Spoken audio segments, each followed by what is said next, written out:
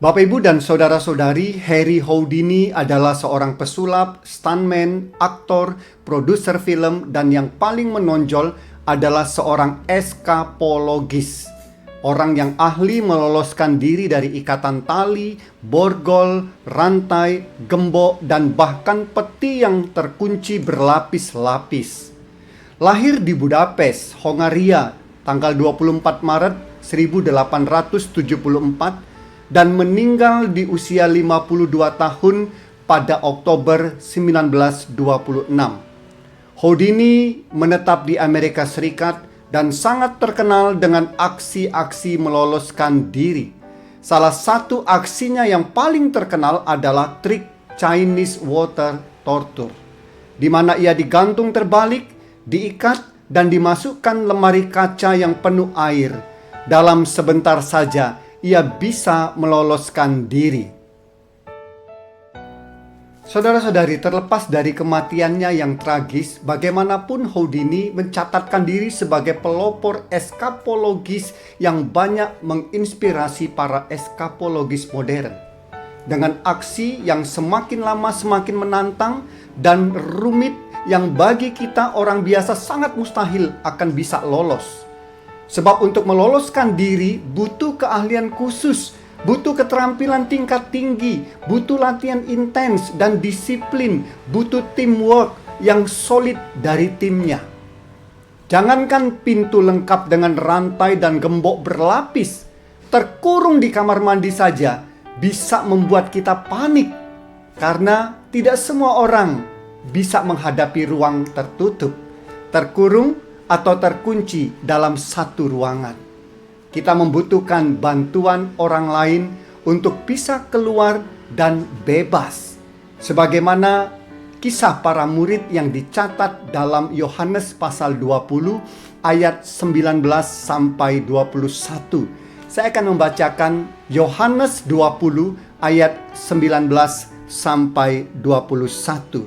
Demikian firman Tuhan. Ketika hari sudah malam pada hari pertama minggu itu, berkumpullah murid-murid Yesus di suatu tempat dengan pintu-pintu yang terkunci karena mereka takut kepada orang-orang Yahudi. Pada waktu itu datanglah Yesus dan berdiri di tengah-tengah mereka dan berkata, "Damai sejahtera bagi kamu." Dan sesudah berkata demikian, ia menunjukkan tangannya dan lambungnya kepada mereka. Murid-murid itu bersuka cita ketika mereka melihat Tuhan. Maka kata Yesus sekali lagi, "Damai sejahtera bagi kamu. Sama seperti Bapa mengutus aku, demikian juga sekarang aku mengutus kamu."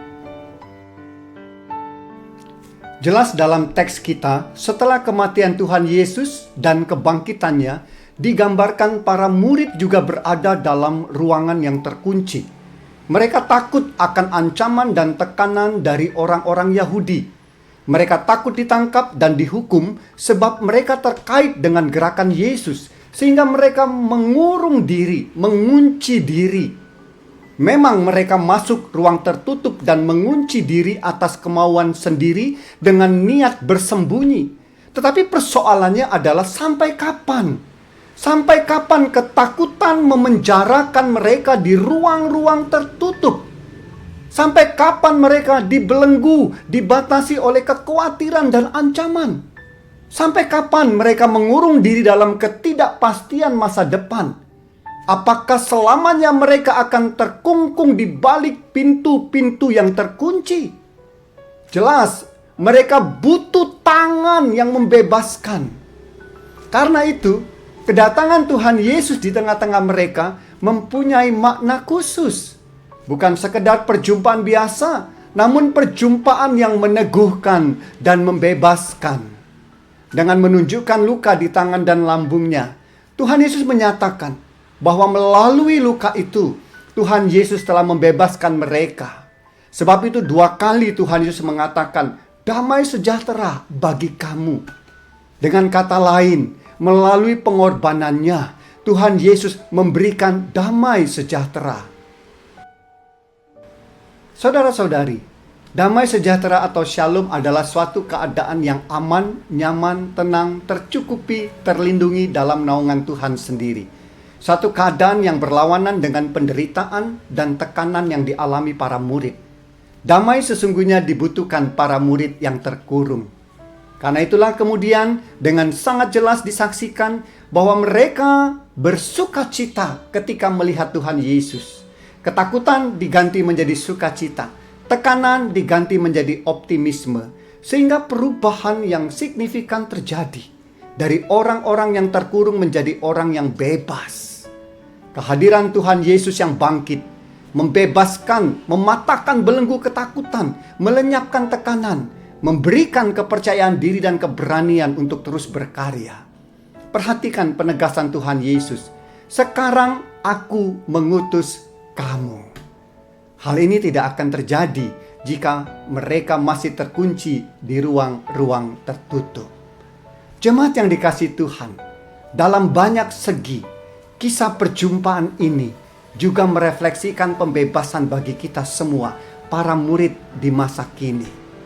Sangat jelas bahwa berhadapan dengan beragam belenggu kehidupan, kita bukan eskapologis.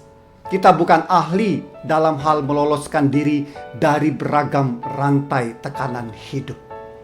Gembok-gembok masalah berlapis, ketakutan, ketidakpastian masa depan sering membuat kita menyerah dalam ruang yang terkunci rapat.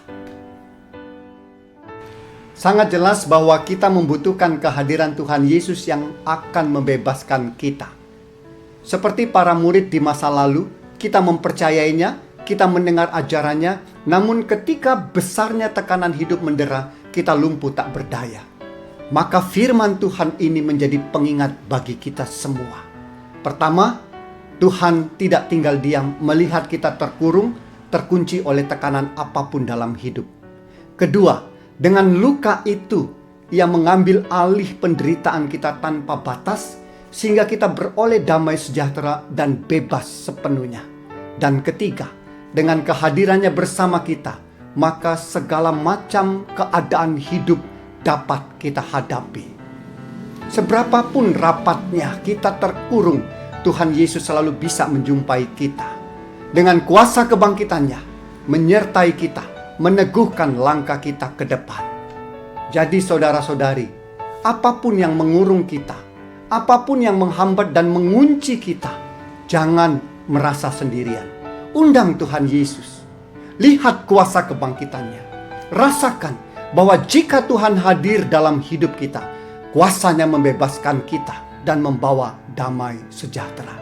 Sebab kita bukan orang-orang yang dibiarkan terkurung, terkunci, tetapi orang merdeka yang harus selalu bergerak, berkarya dalam hidup dan melayani. Kita bukan orang-orang kalah yang terpuruk, tetapi orang yang menang dalam Tuhan. Selalu positif, optimis, dan berpegang pada kuasanya, damai sejahteranya. Sendiri kita tidak akan mampu. Namun bersama Tuhan yang bangkit, kita akan menjadi eskapologis yang handal. Tuhan Yesus memberkati.